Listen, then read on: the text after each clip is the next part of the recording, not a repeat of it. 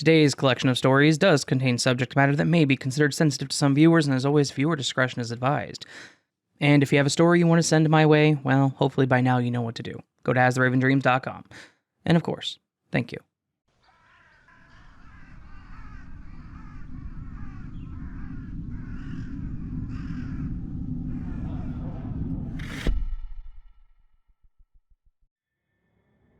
Back in my early 20s, I lived in a house with two of my friends. We all split the cost of rent as well as the utilities, internet, and grocery bills. It was a good time for the most part. We all got along and respected each other's belongings.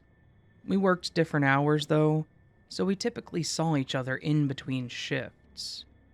I worked the earlier mornings, so I was home in the evenings, where one of my friends worked overnight, and the other was still in school, so she worked odd hours. I typically had the house to myself a few times out of the week, which was nice. It gave me time to do things that I wanted and not be interrupted, like painting, watching a movie, or just sleeping. On this particular night, though, I'd had a long day at work and was stressed out and ready to just go home and be left alone. I called to see if anyone was going to be home as I was planning on stopping and getting myself food, and I didn't want to be rude. And when they told me that they wouldn't be, I stopped and got myself some Chinese food and headed home. I walked in, closing the door behind me, but I didn't lock it as we were all pretty comfortable with the area, and we left it unlocked for each other at times as well. I grabbed my bottle of wine from the kitchen and then plopped down on the couch to binge watch some shows and overindulge in my dinner. After a whole season and eating too much, I felt like doing something more productive and decided to go finish a painting that I had started. So, I cleaned up and then gathered my water and supplies that I needed and headed into my room. I typically wore my headphones while painting, but since no one was home, I was able to just play the music through my speakers really loud. Not too long afterwards, my roommate Ella texted me saying that one of her friends from school was going to stop by to grab a textbook and to unlock the door for her in case I was going to bed. I responded, saying that it was already unlocked, and I continued painting. A few hours later, I heard what sounded like the door opening and being slammed shut. I was a little annoyed at first, thinking, who comes into someone's home and slams stuff around like that? At least I wasn't sleeping, though, I guess. I didn't want to deal with them and risk them wanting to talk to me since I wasn't feeling very social either, and I just stayed in my room. Not long after, though, I had to use the restroom, so I left my room. Now, the house is pretty small, so to get a basic layout of it, you enter through the front door, which is part of the dining room. We typically just use this as our shoes and coat hangers, as there was a built-in rack on the wall. There was also a table there, but it was more for just storage and junk mail. To the right was our only bathroom, and pretty much in between the bathroom and dining room was the kitchen, which led out into the laundry room. On the other side of the dining room was Ella's bedroom, and then Ashley's, and the living room was to the left of the front door. Now, my bedroom was in the furthest back, because it was like a second living room, maybe an office space, and since I was the last to move in, well, that became my bedroom. I loved it though, because it had beautiful bay windows, and was the largest of the 3 rooms. So I headed for the bathroom when I noticed the light was on, the door was closed, and I could clearly hear somebody in there. My first thought was, okay, this friend slammed the door and is now using our bathroom, which I guess was fine, but it just kind of added to my annoyance at first. Probably just because I had been in a bad mood, though. So I sighed quite loudly and walked back to my room and waited. I actually forgot that I was waiting on the bathroom when I noticed something on my painting that I had missed or messed up, and I started fixing it immediately, so I didn't forget it later. Within this time, though, Ella had messaged me back saying her friend was having troubles finding our place and asked me if I could turn on the light and or step out onto the porch so she knew where to go. As you might have guessed, I first started putting on my slippers when it finally clicked, and I felt my stomach drop. Her friend had never made it to our place yet? Then who the hell was in our bathroom?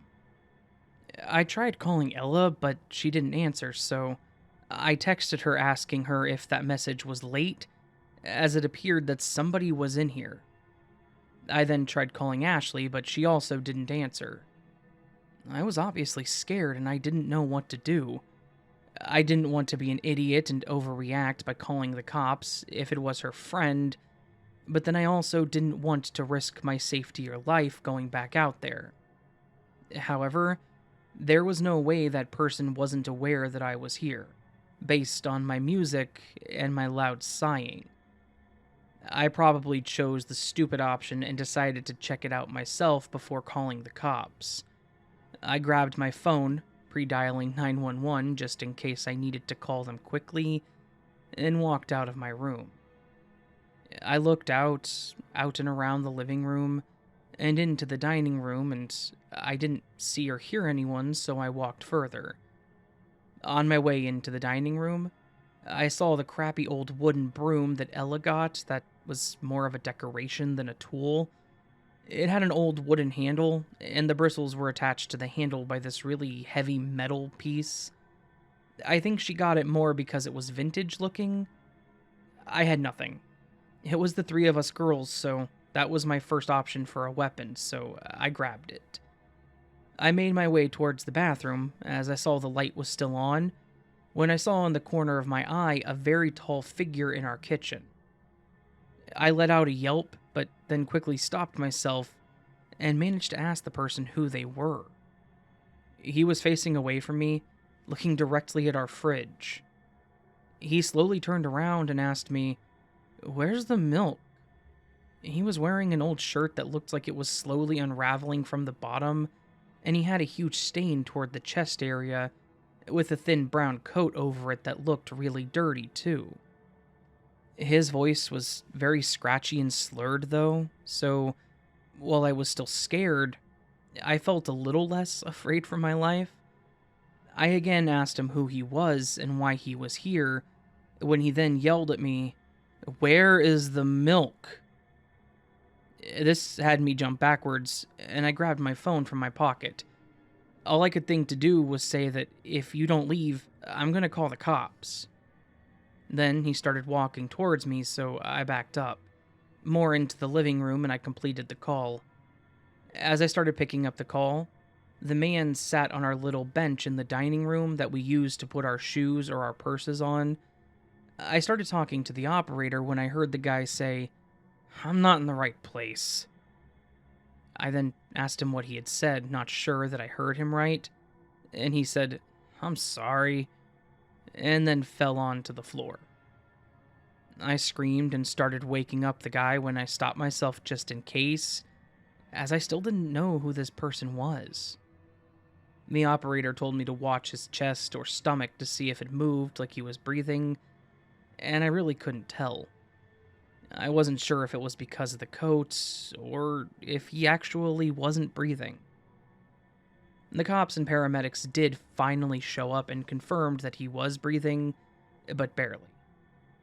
From what I heard, it sounded like the guy was on some sort of drugs and or alcohol, which I could believe because he reeked of alcohol, but I also heard them mention his tongue being white and foamy.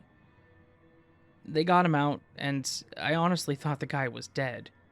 He was just slumped over, unresponsive the whole time, so not only did some stranger break in, but also died in our home, I guess. Great. Ashley's boyfriend was actually an EMT and heard the call to our address, and immediately called her to see what had happened, which then caused her to call me. But Ella's friend did finally show up while the cops were there. The guy did live, though, and we heard that it was correct. He was definitely under the influence and somehow ended up in our place, thinking it was a grocery store or something. We all decided to not press charges, but the guy was forced to go through rehab or something like that, because it wasn't the first time he had done weird things like this, but it was the first time he had broken into someone's home. I'm very thankful he wasn't mean or physical, but I promise you, we always lock the door now, no matter what. And I got us all baseball bats and pepper spray, just in case.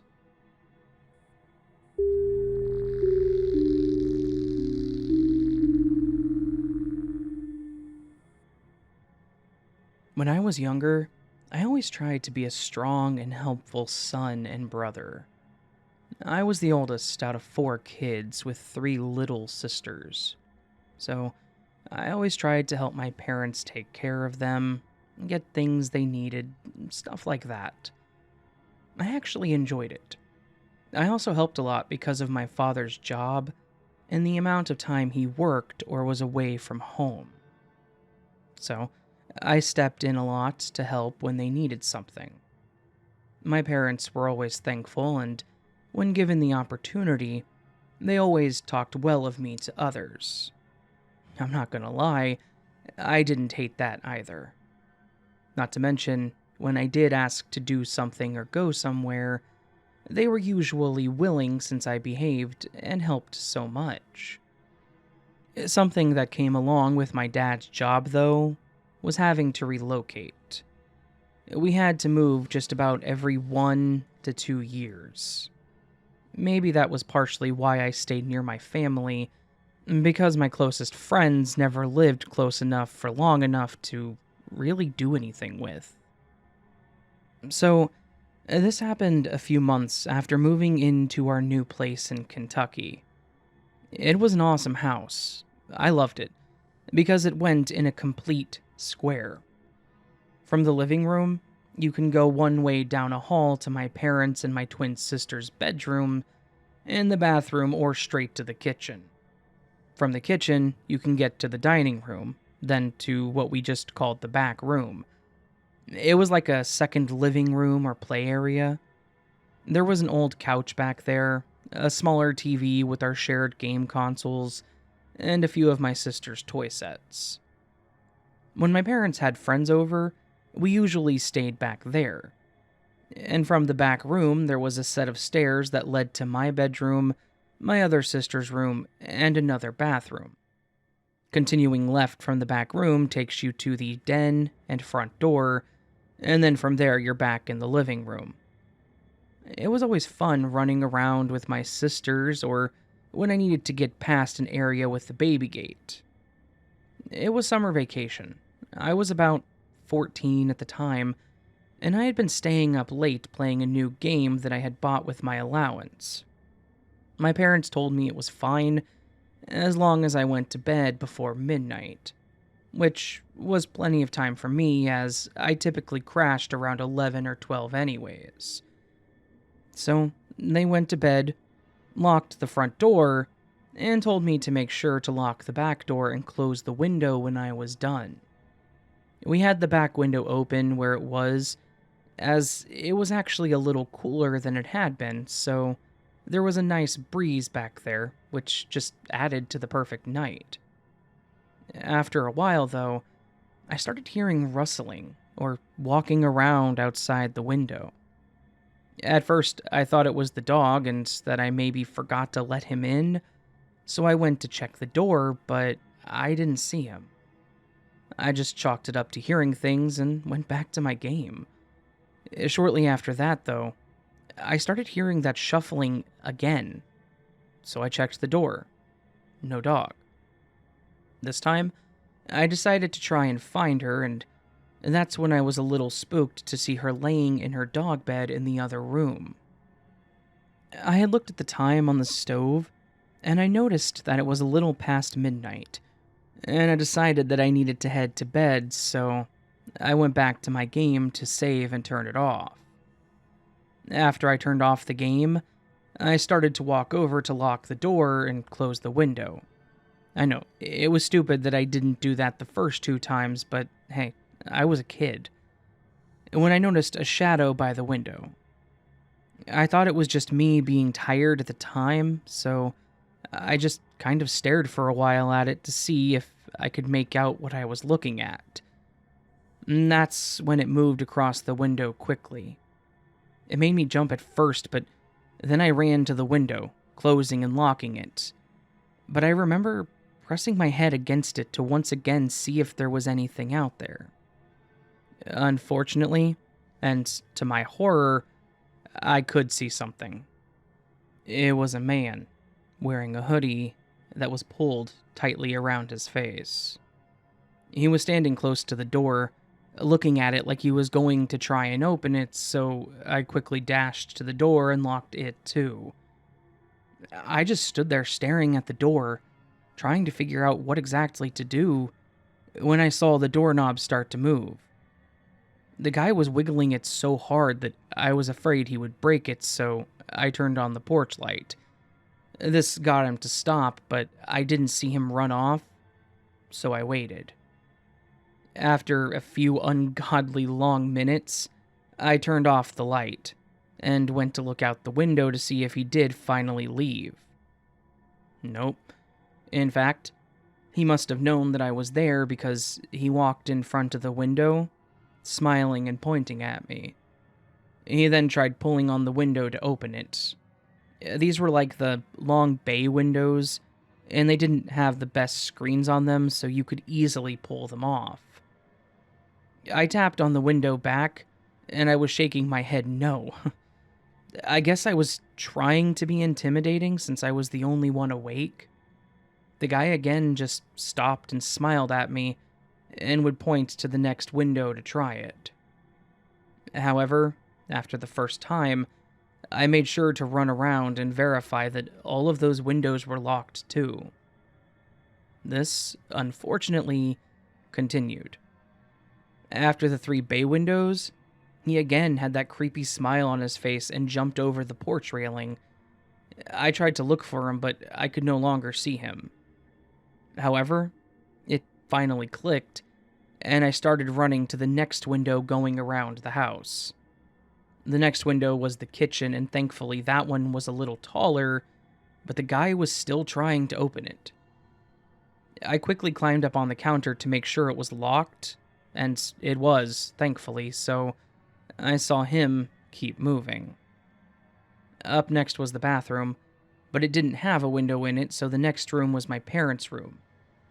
I wasn't really thinking of anything other than the idea of keeping this guy out, and I busted in the room real quick, which woke up my parents. They immediately asked me what was going on, since I never go in their room, and I found it a bit hard to explain at first. So, I just kind of pointed to the window and said, "There's a man." My dad immediately turned to look out the window, and my mom turned on the lamp and began to ask me a bunch of questions. While I was trying to answer, my dad sped off out of the room. We soon saw him outside their window, and my mom told me to go into my sister's room while she went to get my other sister. We then all gathered in the living room, and my mom called the police. I tried to give a description as best as possible, but it was dark, so all I could really see was his lower face and his creepy smile. The police did a walk around a few times, and I remember them dusting for prints and maybe some other things, but I don't think they ever caught the guy. I will say that my parents were proud of me for being as brave as I was, but I was also terrified to go to bed for months. I made sure all the doors and windows were locked. I didn't like the windows being opened after dark, and I always had the curtains closed in my room or at night, even though my room was on the second floor. It was just hard to fall asleep when all I could think or see was this guy's face and him trying to break in.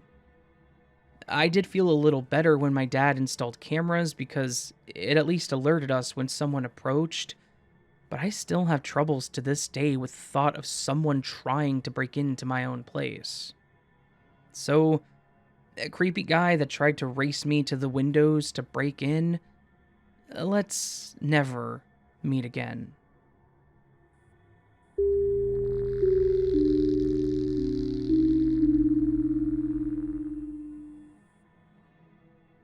This occurred back around 2004 when I was about 13. I'm the second oldest of five kids and the only boy, and we lived in a small 3-bedroom house with my mom and my dad. My older sister had a makeshift room in the basement. I had a room to myself as well, and my 3 youngest sisters shared a room, and then my parents had a room. The house was definitely in need of improvement. I remember that we never rearranged the living room because we purposely had this entertainment center blocking a hole in the floor. The AC didn't always work quite right, so there were fans everywhere, and we always seemed to take turns fanning each other and fetching water with ice. The area we lived in also was not very nice either. We're not allowed to be outside alone without an adult, or when it got dark because of this. There had been plenty of break ins and robberies, so we tried to be as safe and secure as possible, but you can only do so much when the door doesn't always latch right. You had to lift the door and push really hard while trying to lock the deadbolt so that it would actually lock. I know my parents didn't own the place, and the landlord/owner was cheap and never wanted to fix anything, but we made do with what we had. My parents did their best, and I never blamed them for it. They both worked full-time, my dad typically working 12 hours a day, but because of this, us kids were typically alone when we went to bed, and my mom would get home around 10 or 11. On those nights, though, she would either make dinner early and have it in the oven for us to heat up later, or my older sister would make us something. It was a normal routine. We'd get home, me and my sister had a key to the house, we would do our homework, my mom would call to make sure we all got home okay, and tell us anything she needed us to do, have dinner, and then have a little bit of time to relax before going to bed. On this night, though, my 3 youngest sisters were staying at my grandparents' for the weekend, so it was just going to be me and my older sister Aubrey. Because of this, my mom left us money so we could order a pizza for us for dinner. After we ate, though, I kind of started feeling ill, so I ended up going to bed early, which ruined my plans for an almost empty house on the weekend. Aubrey came in and checked on me once to see if I needed anything, because she said she was going to go down to her room, and then, after that, there was no light under my partially open door, and it was completely silent, except for the cars you could hear passing by. I was falling in and out of sleep as I was drinking a lot of water and having to use the restroom, so I started to get up to go when I heard a loud crashing sound. I had no idea what it was, but I immediately started walking towards my door to see what had happened. However, as I got to it, I could see a tall figure in the living room in all dark clothing, holding a flashlight and a backpack. I then knew what was happening. I immediately ran over to my closet and was trying to move stuff out of the bottom of it so I could hide when I started hearing footsteps approaching. I wasn't going to have time to hide in the closet, so I went back to my bed and covered up entirely except for a small slit that I could see out of. I was also facing away from the door, that way they hopefully wouldn't see my face. I laid there for what felt like forever, just waiting for them to leave. I heard a lot of banging, slamming, them saying hurry up, and walking around. Then I heard them and also saw their shadow at the door as they walked by, which caused me to gasp a little. Shortly after this, I saw the light grow bigger as my door slowly creaked open. I could see someone standing in the doorway. I was terrified and frozen, not knowing what to do. Would they hurt a kid? Should I ask them to leave or beg them to not hurt me? And then I was scared for my sister as I hadn't heard her say anything either. Instead of any of those, I just pretty much laid there in fear. The guy slowly walked into my room and got close to my bed. That's when I heard a clicking sound and he said, "Do not roll over, do not say anything, count to 100 and then you can get up." I started quietly sobbing and whispering my numbers as I heard the guy dash out of my room saying, "Someone else is in the house," and hearing people run out quickly. I stayed in my bed, counting. I don't know how far I got, but I know it wasn't to 100. But I said out loud, 98, 99, 100, and slowly turned around to look. I didn't see or hear anyone, so I got out of bed and looked around the hallway.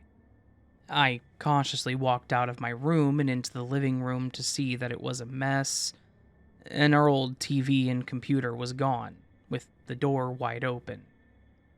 I started crying, and that's when my sister came up the stairs and hugged me. Aubrey called my mom and then the cops, and we hid in my parents' room until they got home. My mom got there pretty soon after the cops did, and they made a list of everything that was taken. I remember they stole our knife set from the kitchen, as well as a safe that my mom had under their bed, with some of her grandparents' jewelry, and they took the piggy bank that was in my little sister's room. We didn't have much, but they took some of the few valuable items that we did have. Overall, though, I was just terrified being in that situation as a child, and was at least glad that they didn't want to hurt the kids, or maybe it was because I chose to face away from them. I don't think they were ever caught, though.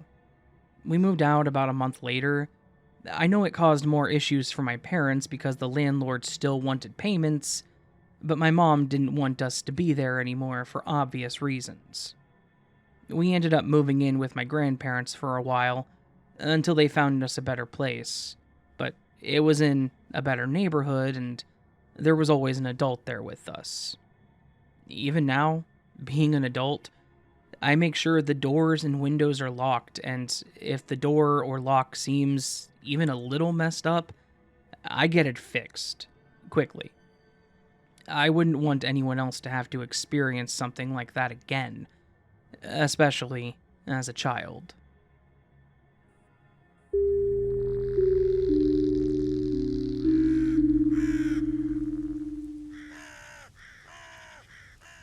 So this was a collection of home invasion stories. Stories where somebody's home was invaded? Not really sure how to say that other than what I just said. Home invasions are a terrifying thought, terrifying fear, obviously. I think most of us have the possibility that someone would violate the sanctity of our four walls, if you will.